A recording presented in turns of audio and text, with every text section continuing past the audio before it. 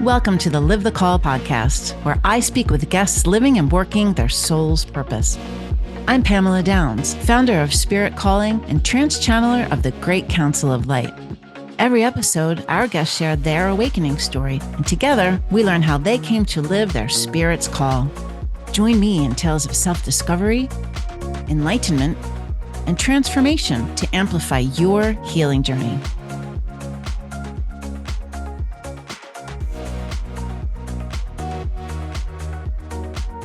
Welcome to Live the Call. I'm your host, Pamela Downes, and today I'm joined by AnnMarie McKenzie. She's a soulful business strategist and a certified advanced numerology queen. Queen, I love you, Queen, man. We've been spending a lot of time together, and I'm so excited to talk to you about your spiritual awakening journey. This podcast is an inspiration, AnnMarie, to people who have been through what we've been through, hearing that spirit's whisper, that calling to us, and then listening to it, and then putting it through by living it in our lives and creating, the work that we feel aligned with and bringing something of value to the world. And it's an inspiration to others who are just starting to, hear that whisper, hear that call. So AnnMarie is going to share her powerful awakening story and guide us through her numerology and how it can unlock your energetic codes, align you with your true purpose, and amplify both your personal and your professional prosperity. So welcome, AnnMarie. I'm so happy to see you.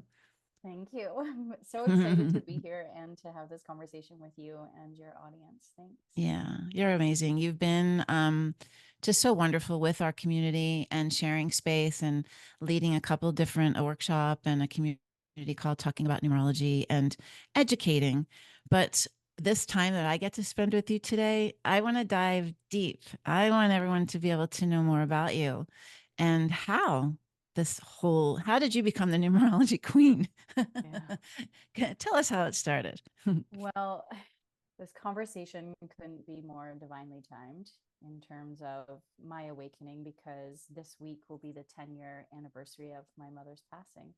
And so there's been a lot of inner reflections about the last 10 years and how everything has unfolded, and how that past version of myself, like if I sat down with her and I said, so just so you know, in 10 years you're going to be making really great money doing something that you love, with your soulmate clients, connected to people from all over the world, building communities, supporting other people's communities like yourself, and just experiencing higher levels of joy, freedom, and abundance by integrating your intuition and your psychic gifts along with, You'd be like, all the other, like all these jobs that you've ever had make sense. I'd be like, yeah, I would just be laughing and saying like, let's get a bottle of wine, right? Like, my reaction would just be like in non-belief. And so it's been quite a ride and quite a journey. And a lot of it has been intentional and on purpose. And a lot of it has also been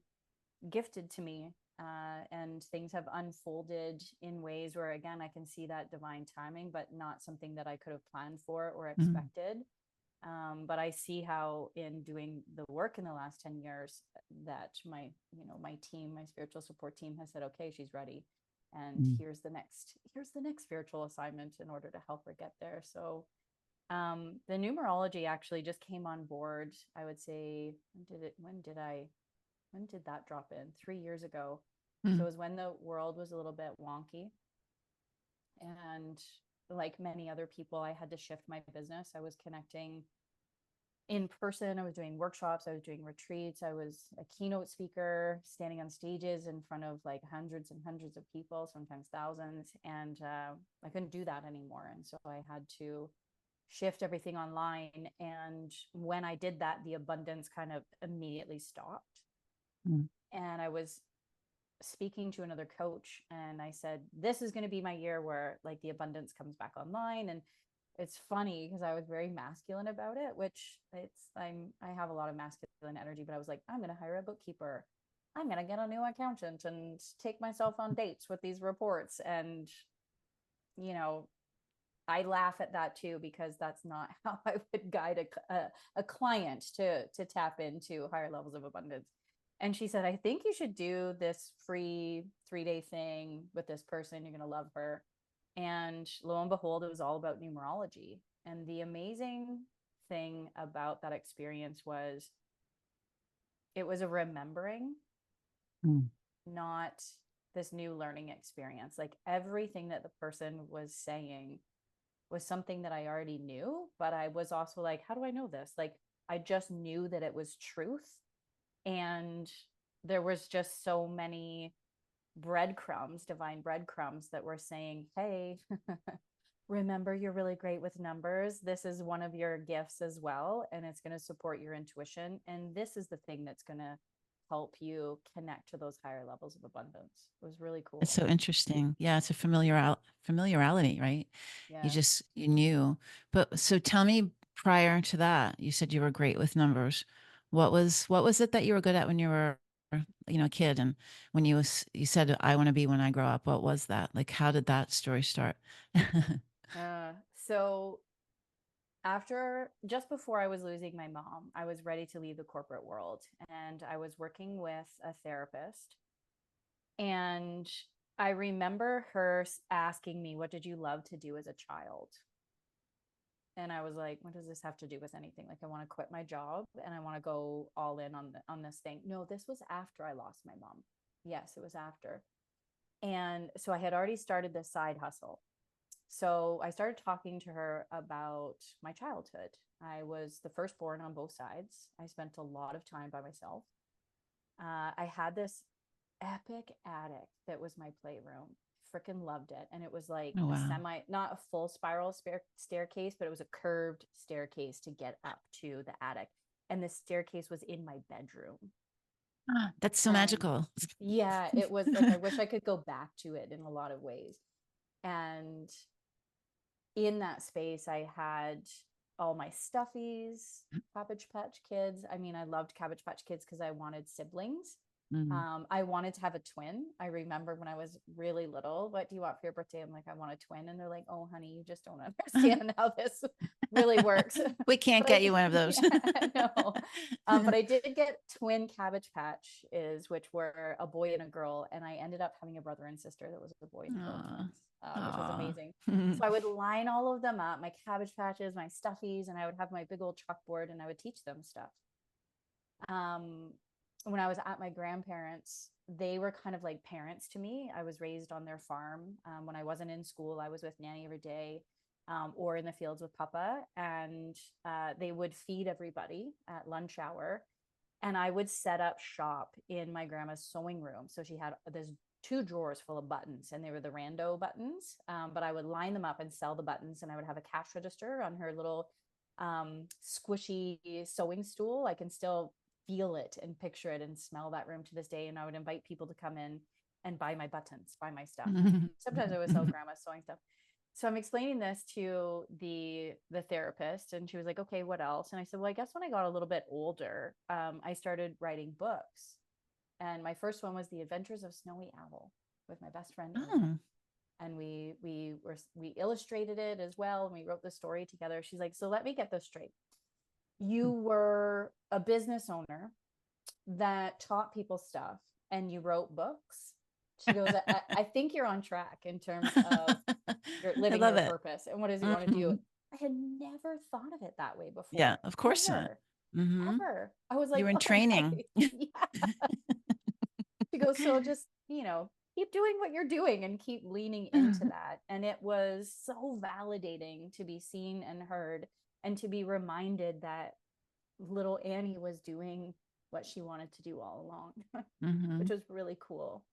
I did declare this when I was in high school. I remember saying to somebody when I was about 16 years old that I would own a business and I would be a teacher, but I never did anything to work towards that in sense of like post-secondary education. Like I didn't go to school for business, and I did not go to school to be a teacher. But by the time I was 23, I owned a school with other partners, and I was teaching grade 9 art. And Oh my I, gosh, that's amazing, Emery. how did that happen? Yeah. That How did that happen? I still look back and I go, well, that was manifesting at its finest, right there. Hmm. Yeah, yeah. Hmm. I forgot that we had the grandmom sewing room buttons in common. I forgot all about that.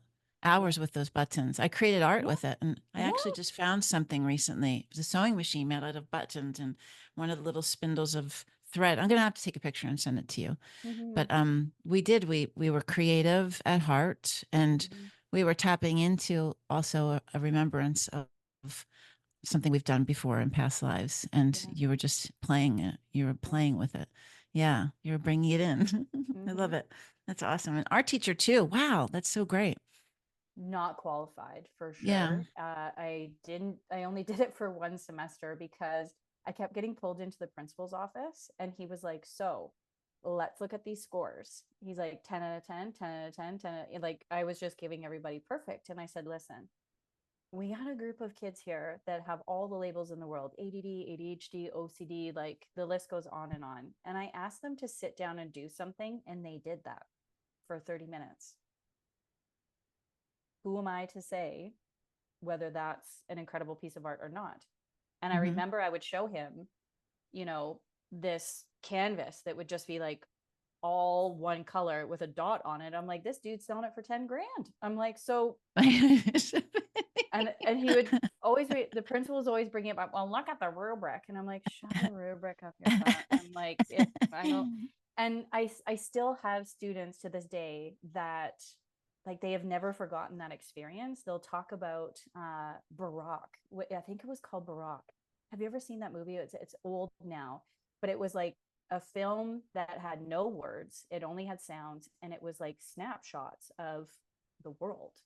And it would be like chicks going down a conveyor belt Mhm. to monks sitting and chanting and meditating all together to monkeys, in a hot springs, like picking bugs out of their fur. And it just, this was part of their art project, was to watch this and then to talk about the senses that it evoked in this piece of art. And they'll still talk about it. Who came up with that idea? I did. Well, no, I didn't come Because up that's with a the great movie. The idea. movie is No, incredible, but the yeah, idea of looking at the movie and then translating it, yeah. I think it's so cool. And I went to art school, and it was, you had to have a concept and a theory and an idea and a really strong positioning statement for every single thing that you Yeah, did. yeah. And you had to believe it. You had to, you conceived it, and then you presented it. And that is really interesting. I like that. I mean, you sound like you were a very good art teacher, actually, AnnMarie. I think that I was. It sounds like you are. And when I started this business as a side hustle at first, some of the workshops that I was doing was I introduced people to meditation by drawing mandalas. So I taught them how to draw Hmm. mandalas, Hmm. and I would have essential oils. I would have frequency music playing in the background, and people would draw mandalas. And there's several people in my community, friends, who are now like budding artists. The thing that they do Hmm. in their free time is just incredible. And they were like, imagine if you didn't host that mandala workshop, like Hmm. I wouldn't be playing with pastels today. Right. You Also tapped things into like, something. yeah, vision boarding, and just like, back when Hmm. people bought magazines, just pulling it all together and creating something. And Hmm. it's been missing in my world for a while. And I am proud to announce that this month I am going to start doing art again for the sake of art. Has That's nothing to awesome. do with my business. It has everything to do with tapping into Annie and that child and just creating something again for the sake of creating something. It's It's so perfect, because yeah. the September message from the Great Council of Light is about tapping into your inner child, going and remembering. Yeah, I'm going to send it to you. Going and remembering. We're doing a challenge in our community. It started on Monday about tapping into the inner child, and looking at something without judging it, and with pure joy, and doing something that's mundane that you do every day, but do it in a different way Mm-hmm. this day. And mine was I was going to actually draw a vision that I had and get back to, like, that's what I did as a kid. I drew, I painted, Yeah. all the things. Um, but I want to know, I call oftentimes when we're talking about our spiritual awakening journeys, and not with everyone, but it involves what I call a knockdown, or something that just spins you on, your ass, and completely shifts your perspective and your world and changes you. Did you have a moment like that opened your eyes up in a different way to your spirituality? Several. Okay. That's what I think, really what people, they want to identify and understand, like how to move through that and the Yeah. result of moving through that and with Yeah. grace and all of the things. I wasn't ready for it until 10 years ago. And that was probably the biggest heart crack out of all of them. I call them Mm-hmm. heart cracks. And that was being with my mother, watching her die of cancer in a short period of time and helping her cross over, and just being in that energy and being in that space with her when she did, and feeling her. She still Yeah. existed. There's no doubt. There was just zero doubt. That was the Mm-hmm. biggest one. My first was when I was 5. The first person that died in front of me was when I was 5 years old. Okay. I didn't know until it was about 3 years ago. I brought it up to my grandma. So, one thing that I'm interested in doing is generational healing. There was a lot of trauma that happened between my mother and I. It wasn't a healthy relationship for the majority of her life. Thankfully, we were able to turn it around, but there was some unfinished business. And a lot of it has to do with generations before us and the family Mm-hmm. that's still here and that still exists. And I would get these messages through dreams, through visualizations. Sometimes it's blatant, like speaking in my ear. And this person that passed away when I was 5 years old was my mom's soulmate. So my parents divorced when I was quite young, and my mom found another love. What she feels is the love of her life, and she struggled with that loss through her entire life. And he's somebody that really stepped up as a father figure for me. I Mm-hmm. loved him dearly, and I know that he loved me as well. There was again these dreams that were coming through, and the messages were, that your heart's still broken and you're still holding on to the grief and the sorrow of this, and in order for you to go to the next level, you have to work through this. So I brought it up to Nanny, and just from a very kind and compassionate and loving place, and said, I would love to talk to you about Pete's passing, but I understand if it's too difficult for you. The reason for this is I'm getting a lot of messages in my dreams, and he in particular is coming to me in my dreams. And I feel that there is healing work for me to be done now, and that this is going to help mommy as well, and that's going to help you, and it's going to help papa, and it's going to help all the aunties and uncles in the business, in our family, and cousins as well. I almost said in our business. I'm so used to business talks now. I love this one. And she opened up. It was a beautiful conversation. There was immediate guilt and shame from her, because she started off with, like, we didn't know what to do back then. Therapy and counseling wasn't as common, wasn't as normal. There was stigma around it, and I had to kind of talk her off that ledge. And I said, I'm not here to judge or criticize what happened or what didn't happen. I just need to know the story. And I said, so he had, he fell. This is what I remember. He fell. His leg hit the side of our couch, which was black and white plaid. He fell onto the green shag carpet. Like, that's how vivid it is for me. And then mom called the two of you. Mom was upset. You held him. The ambulance picked him up, and then he died. And she said, no, honey, he died in my arms in front of you. Wow. And Wow. I can still feel that, right? Yeah. And I was like, Mm-hmm. whoa, that's very different. Mm-hmm. Very That's different. a very different experience for a 5-year-old, and for my grandmother as well. And so I Mm-hmm. sat and held space for her. I said, wow, I can't believe that you held somebody that you love and you watched them pass away. And she said, kind of nonchalantly, that wasn't the only time. And I'm like, what are you talking about? And then she started sharing all of Wow. these people that she's experienced their passing. I'm like, that is absolutely incredible. And I was teasing her that she was like the Grim Reaper, and we Well, had to she's bring some laughs into it. I was like, oh, so you're like the Grim Reaper death doula. And she's like, oh, well, Anne-Marie. death doula, maybe. Yeah. And yeah, and she then helped that story unfold. I remember bits and pieces, but I didn't understand why. Like, I remember being in kindergarten, and back in those days, I think I went full time, or I went like every other day, but we went for an entire day. It wasn't this half day that typically happens. So we got to nap after lunch instead of going out. We still we had like the those squishy little gym mats, and we all got to nap. And I remember often the teacher waking me up and saying, "AnnMarie, the bus is here to pick you up." So I would just crash and sleep for the entire afternoon. So hearing that, I was like, that was me dealing with my grief. Mm-hmm. Absolutely. That was me dealing with that. And, I asked grandma, I said, so what did I do? Like, how did I respond to this? You know, what showed up?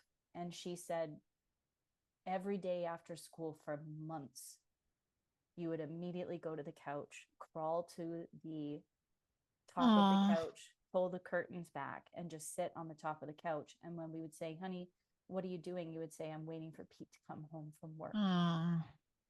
And For how long?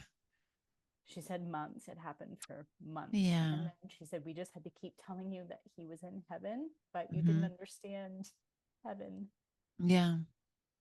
You didn't understand. You were so little and you went through Yeah. so So much. little Annie, at a We very love young little age, Annie. she Mm-hmm. started really getting interested in religion because I wanted to understand heaven. Yeah, of course. And where Pete went. Thank you for sharing that. Yeah. That was the big one. That was the first one. When you said this is what we are talking about today, I went, oh shit, honey. But that's okay. Yeah, well, Not gonna apologize for it. It's they're real. very real. No, of course. And you were little. You were 5. I mean, Yeah. we're still so connected to the other side. We're Yeah. still in such a different space at 5 before the veil comes down, and we're in wonder. And you were probably being assisted while you were sleeping. You're probably being worked on. Like there were probably so many things Yeah. happening that we can think about now, but they are Well, the that's when moments. ghosts started showing up in my world too. My Well, there you go. grandparents had an old farmhouse, and everybody talks about the ghosts, and even the non-believers. An uncle will show up and say, I thought it was hogwash, and all the windows were closed, and your grandparents went on vacation and they came home and all the windows were open, and I know I didn't open them.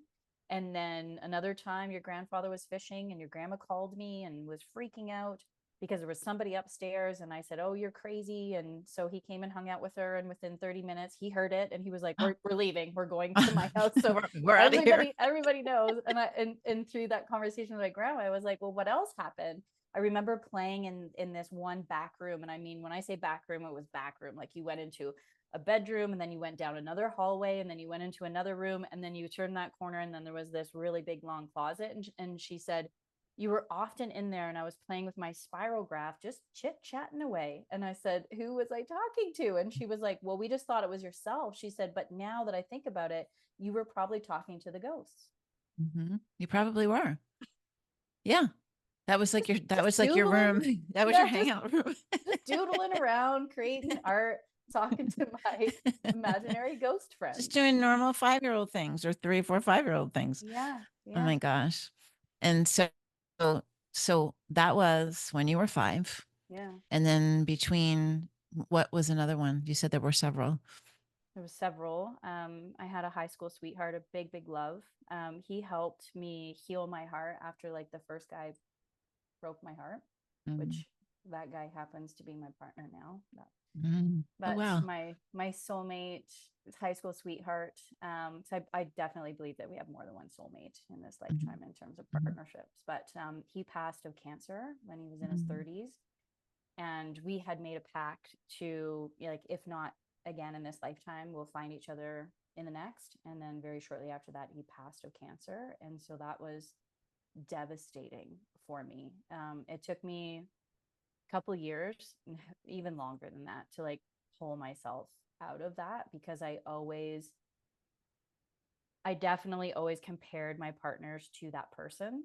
And the Mm-hmm. reason why I never got back together with him was I didn't believe that I was good enough for him. And so it was a huge catalyst in terms of growth. And then coming to this place of, that's a silly limiting thought to think that we only have one soulmate. and B, that I wasn't good enough for him. Clearly I was, Right. because he chose me.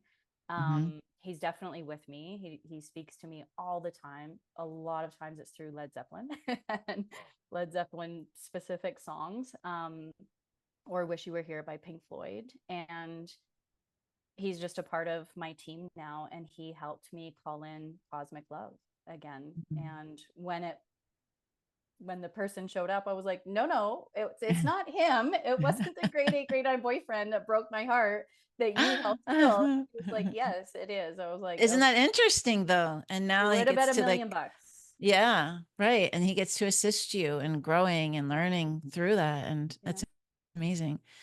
Um, I just find it so fascinating that you had to deal with so much loss from such a young age throughout your life.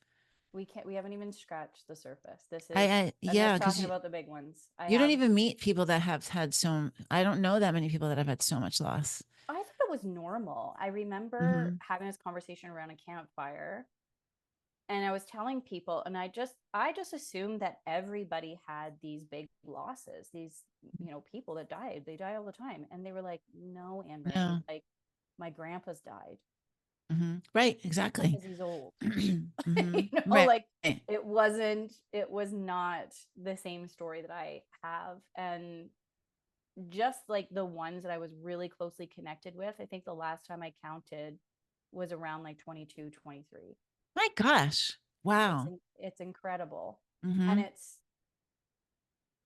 it's interesting how each of them play a role in my life as a part of my spiritual support team, like, and they've even told me like how they want to help me, and now I've Hmm. learned how to onboard them. So when somebody passes, like my papa passed a year ago, I onboarded him. I mean, I kind of talked to him about it a little bit when he was still here. Oh, um, cool. but I sit in meditation, and I pull cards, and I just laugh because the things that they say they want to help me with on the other side are very similar to the things that they helped me with when they were here on earth. Like, Hmm. grandpa's card that I pulled was about emotional stability. And he was the Hmm. guy in life where you didn't want to disappoint. Like, you had a conversation with him, and if you started crying, he'd be like, why do you girls do this? You're always crying. I'm like, I didn't want to disappoint you. I He's like, just well, love you get so much. yeah. He's like, get it together. Like, just choose differently. Just do something else. You're gonna figure this out. I'm like, Okay. okay, Baba. Um, and he does. He has showed up when there's been something off in my life with like a particular relationship. He has showed up and has just keep pushing me through his messages. He's like, you need to Mm, go through this. But Papa will say, like, clean this shit up. He's like, we're, Sicilian. He's like, with the mm, hands, he's like, clean this shit up. mhm. And I'm like, what are you talking about? And then I'll get like a dream, and I'm like, is that what he's talking about? And it takes me a little while to like, I'm like, oh, okay, that's what Papa's talking about. And if I listen and go through it, then I notice that my bounce back rate, as in like I collapse timelines in terms of my own pain and suffering. I'm like, let's get to the Mhm. lesson. Let's get to the other side. Not that I want to rush it or spiritually bypass it, but it's just like, No. okay, it's here. Let's Yeah. do it. Let's do Yeah. this. Yeah. We want to decrease that pain and suffering. We don't Mm-hmm. want to suffer as much as we were before. We're smarter now. We have the team, Yeah. right? We have a Yeah. different awareness. I it's crazy that you're saying some of these things because I had some of these thoughts today. The pain and suffering specifically. I mean, Mm. and I've been reflecting on 10 years of being out of my marriage. And so it's a lot of looking back, a lot of self-reflection, a lot of going through. There's a process that there's something happening right now, I think, with a lot of us. It started in June, and we kind of got pushed into this with the Lionsgate too. We got amplified and elevated and kind of kicked in the ass also by your Mm-hmm. team, by our teams, Mm-hmm. to move into what's next because it's time. And Yeah. that does revolve around reflection and Mm-hmm. all of the things. Um, Thank you for sharing all that too. Yeah, I know some people that died in high school. I wasn't really close with them, or someone that was very close to me got killed by a motorcycle, and I think of him often. And I think that he's around me. Yeah. But I really, just through like psychic readings and working with energy healers, people coming through from my team on the other side that are not my angelic guides or the guides Yeah. that I channel, Yeah. but our ancestral guides. And they're there to help us and they're there to Mhm. support us. And, if you're just waking up, if you're watching this and it's just something that you've been thinking about, and a lot of people will say, I saw a butterfly, or I saw a dragonfly, or I saw a feather, or whatever. You're starting to try to put the pieces together. You're trying to Yeah. connect the dots and keep doing it and Yeah. keep asking them, right? Keep asking them to show you the Mhm. way, to intuit you, to come to your dreams and to receive guidance from them, because it's beautiful and that's what they're there for. Mhm. So you said that you are a numbers person and that you had a job, that you're really good at numbers. What were you doing before you started your businesses? Well, you started your business when you were a little girl, but then Yeah. in Yeah. between now. Well, losing my mom really forced me to like sit my ass down and take a hard look at my choices Mm, and really own that I wasn't living up to my highest potential. mm, I'd been unhappy for a long time. I was very depressed. Still was struggling with anxiety. At the time, was this weekend warrior that would just numb myself with whatever substance was available, and I didn't want to do that. I didn't want to be that. I knew it wasn't me. It mm, was a mask that I was wearing. So that's when I launched my side business, and I started with heart intelligence and emotional intelligence and holding space and having workshops and conversations with all walks of life. And sometimes it was small businesses and nonprofits and corporations, but sometimes it was with teen girls or mm. couples or just women's circles. And it was powerful to use emotional intentionality as a guidance system for what's next. Yeah. One of the words that I used after losing my mom was sacred. I wanted to feel more sacred because I didn't know how else to describe it when you watch somebody die and then Mm-hmm. you experience them crossing over Mm-hmm. and you know that they're in the room. And, so I literally like just guessed and I said, well, maybe it's this word sacred. And I looked it up, the definition, and I was like, okay, I can play with that for a little bit. And that process supported me to stop hiding from my psychic gifts and abilities. They've been around for a long time and I knew about them, but you talk about them with certain people and you're a weirdo, right? They're like, Yeah. you're a wackadoo, and they don't know how to take you. That when you Mhm. say, yeah, I have dreams all the time and they come true, and they're like, what are you talking about? Just like yeah, but lots of people die. They're like, what? Right. That's not normal. And I That's was like, not what oh, we all do. is it? Oh, okay, yeah. Anyways, won't talk about that again around the next campfire. Right. But it really, not only did it kick all those gifts in, but it encouraged me to like come out of that spiritual closet, especially in that sense, to start talking about my experience through religion and why I'm not a part of organized religion anymore, but how it supported me to tap back into fierce faith in something, in God, Goddess, all that is, the universe, the divine, and go into training for my psychic abilities to really start seeking out those teachers, those mentors, the guides on earth and beyond to amplify these gifts.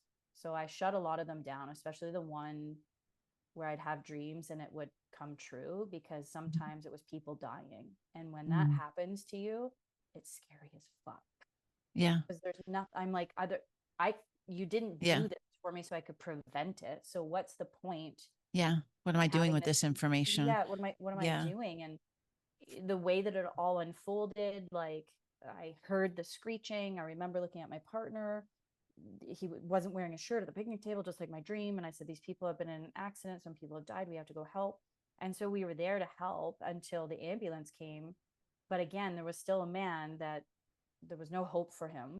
I remember, the person I was with said, I'm going to go to the guy in the red truck. And I said, he's gone.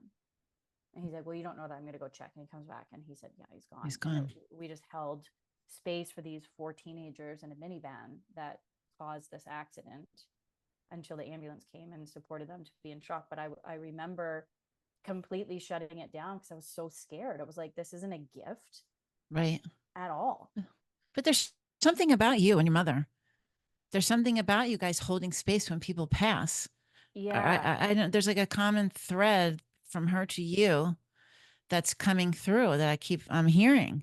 Yeah. And there are carriers to help with assisting crossing over.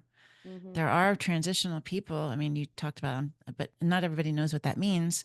Yeah. And, that exists. And I did that for my dad. I heard after from an energy worker that by my forgiveness, I was able to allow him to cross over because he was hanging around. And a lot of people don't understand all of the the understandings of Yeah. when you pass through your physical body into your energy body and you transition. And it sounds like that. It sounds like you guys have that's Yeah. part of your gifts. I'm starting to tap into a bit of genealogy. I mean, I'm like totally Mhm, fresh to it, so I can't speak to it from any level of expert or guru. But what I can mm, say is having that conversation with my grandma, having the experience with my mom, going through trainings with different metaphysical teachers, amplifying my psychic gifts, then opening that gateway through numerology. mm. I have 2 9s in my chart, and my moon is a 9 of hearts. And I had an inkling. I had this idea. I mean, it's still on in my realm of I probably should get some training around being a death doula because I've done it so many times. I feel like that. That's what I Yeah, keep hearing. yeah, And then you and said it, and that word's like sticking in me, yeah, sticking in me. and Okay. that's what I love about numerology. So to bring it to the numbers is I see my journey of numerology as one more piece of that puzzle where it's metaphysical training, it's supporting you in terms of your spirituality, it's amplifying your intuitive gifts, amplified my psychic gifts, and is just a guidance system for other people to do the same as well. I Mm-hmm. love looking at somebody's energetic code and saying, do you know that you're a natural psychic and channeler? Mm-hmm. It's interesting. And they're like, no. No. Well, they What does say, that mean? yeah, they say no, but Mm. And you through a talk. conversation, Mm, there has been signs, and that's my cue to say, what do you want? A sign your sign here? What are you looking for? mm, Like right, right. you're resisting this, and maybe now is not the time. Like maybe now Mm-hmm, is the time for you to say yes to this. Well, I wouldn't even know what that looks like. I said, okay, mm-hmm, well, you like numerology, you're here with me, so perhaps it's numerology. Like maybe that's the starting point. Or I can look at somebody's code and get an idea if it's clairvoyance or claircognizance, or mm-hmm, clairsentient, for example. So I might, suggest, a different course or a different book, that can help them with that, or just sometimes an activity. The yesterday, actually, with one of my clients who's new to it, who's a natural psychic and channeler, has multiple ones. So she's somebody who's an ideator. Um, I invited her to keep a dream journal.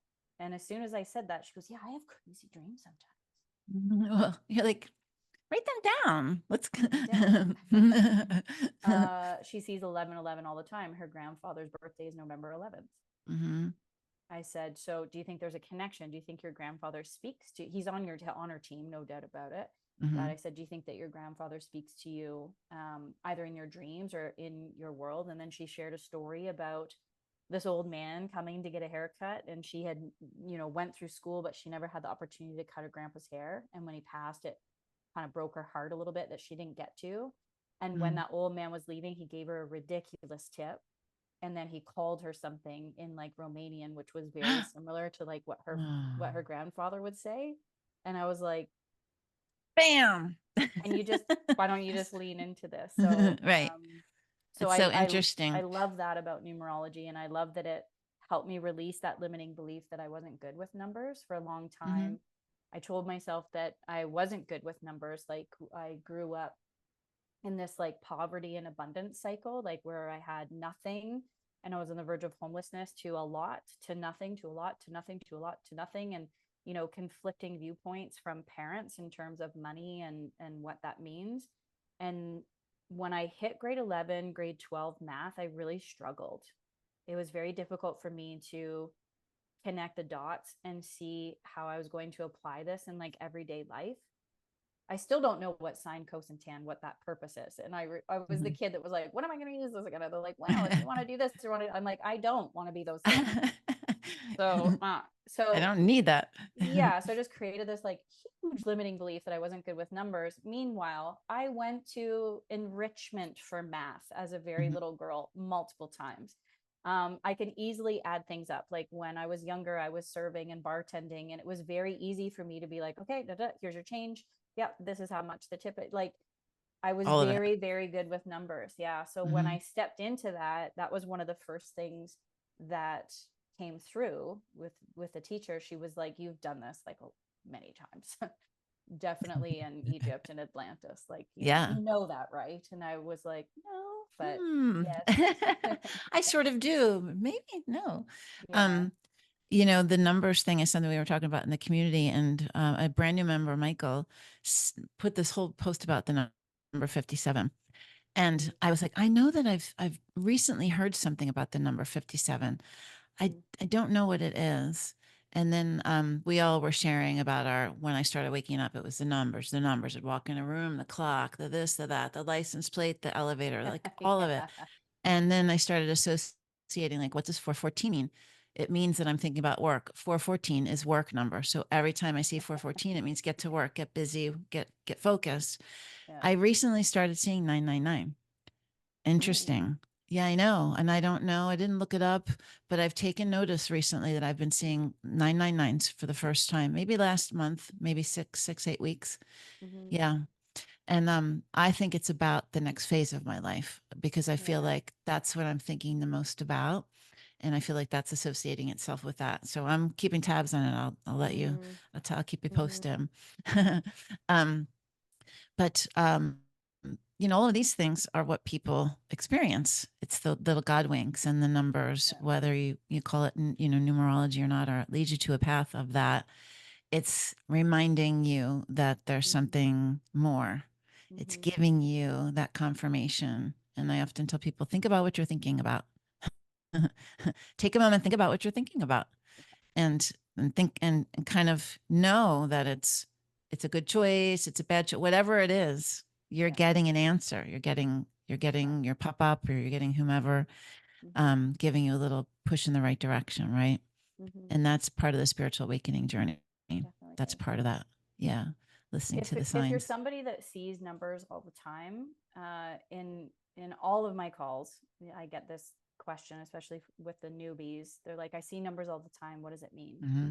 And instead of, I believe in intuitive numerology. Like, yes, there's a core essence and an energy of each number, but I work with psychics and empaths and the intuitives and the sensitives, and I say at that moment, just pause and consider what you're thinking. What are you thinking? What are you Hmm. doing? What are you feeling? What are you smelling? What are you hearing? The Yeah. numbers are related to that. Hmm. And ultimately, to simplify it, it's one of two things. Are you operating from a place of fear Hmm. or love? And the numbers are guiding you to lean towards like the loving side. You can do it. And the Yeah. more you do it, the more you can do it. And the more the signs will show up that you'll Yeah. you'll notice them. Yeah. Yeah. Yeah. It's awesome. Do you know that we've run out of time already? And every time I talk with you, Sure. it's I like know. it's like time just vanishes, and Mm-hmm. it just feels, I have a familiar feeling with you. And I think We like the always first have. time we always have, the first time I met you, I was like, I feel like you're me and I'm you. I feel Yeah. like we're like family members or something. And we all are finding each other again now. And because we're doing, important work and we're all supporting each other. I want to make sure that everybody knows where they can find you. And I want you to tell everyone if there's something that you're launching or a program or something you're excited about that you want our members and audience to know about. Mm. Thank you for that You're invitation. I welcome. appreciate it. My website is AnnMarieMcKenzie.com. I am intelligent when it comes to business. So you can type in the wrong way to spell my name all the ways, and it should take you right to my I don't website. need to So it spell it doesn't for you. matter. Yeah. AnnMarieMcKenzie.com. Again, I primarily work with spiritual entrepreneurs like the healers, the coaches, the intuitives, those that are here to just raise the collective consciousness, and numerology is woven into business. The easiest way to start working with me, there's the free resources on my website. So download that and start to understand your energetic code.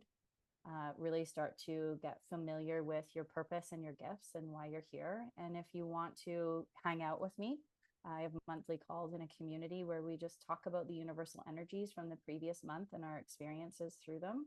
And we discuss what's coming up, and we build some strategies and have some conscious conversations around that. And it's just a beautiful, beautiful community that is just really, it's so transformative and evokes a lot of change in people. And the people who are involved in it, they're like, AnnMarie, you never sell this for what it is. So if you want to just try it out and it's not for you, that's fine. That you won't know what it is until you come in. So I'm just sending that invitation out to come in and learn how to connect with the numbers, to understand the energies of the numbers, and to align with them, just to make your life easier and to create a lot more momentum. Yeah. Okay. Tell them where that community is. AnnMarieMcKenzie.com, and that's called the collective. Yeah, everything's on the website. On the website. Yeah. Okay, cool. All right. And any YouTube or social or anything like that? I'm going to post it all in the notes, but I love to give you the chance to say it. Well, right now I've built a Facebook group called the Numerology of Business. That's where I hang out. And I'm in the process of reevaluating my social media strategy. Because of my energetic code, I have a tendency to experience a lot of burnout because of my creativity.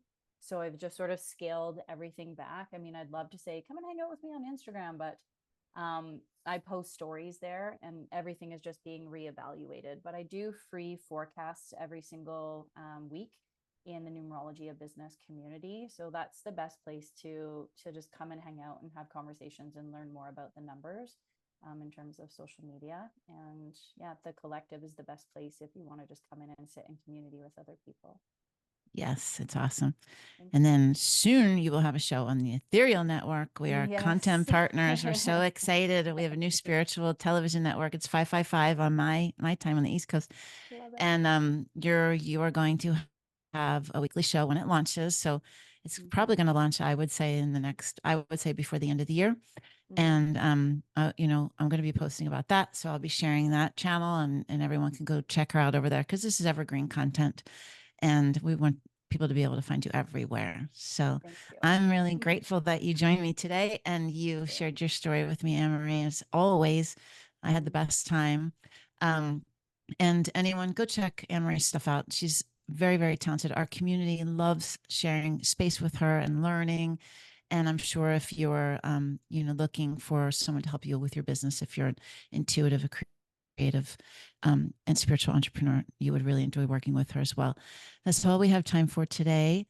So I just want everyone to remember, within every moment lies the call to listen to your spirit, answer it, honor it, and always live it. Thank you guys for tuning in. We'll see you next time.